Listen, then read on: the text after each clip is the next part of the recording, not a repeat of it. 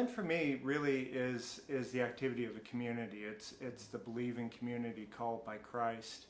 And I think from that perspective, Lent for Catholics is a penitential season. And if you think, well, what is penance for? What does penance do? It really offsets the reality of sin in our lives, or it works against the reality of sin in our lives. And we think, in terms of sin, that's a social reality, right? Because we wound each other in the body of Christ by our selfishness, our egoism, our sin. And Lent is one of those things that we can employ to redress that selfishness, again, on a social plane.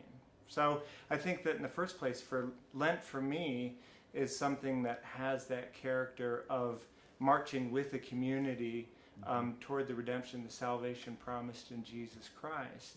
And that means doing what the church does. And so what the church asks of us in this season is prayer, fasting, and almsgiving. So with fasting, I think it's a good practice to just try to do what the church does. So Catholics give up meat on Fridays during Lent, and they fast and abstain. Abstain doesn't mean eat absolutely nothing, but eat quite a bit less on Ash Wednesday and Good Friday.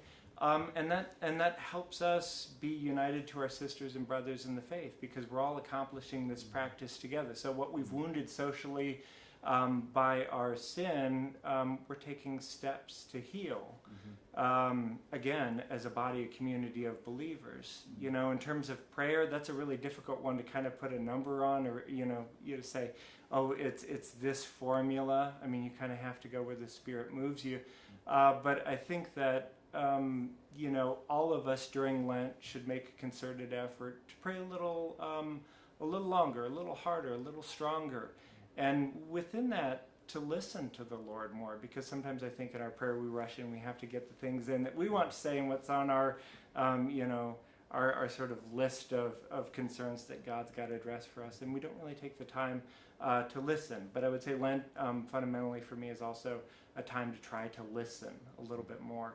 And in terms of almsgiving, we lack no opportunities in South Central Texas to reach out to the immigrant, to the marginalized, to the stranger, to people in need, and those are things that we absolutely should do, while not forgetting the little alms that we can give to the people immediately around us. So our family and friends, could we be a little nicer, a little more charitable, a little bit more patient during this season, and I think just, I'll close with the thought that people have the idea that Lent is really just a time of suffering, and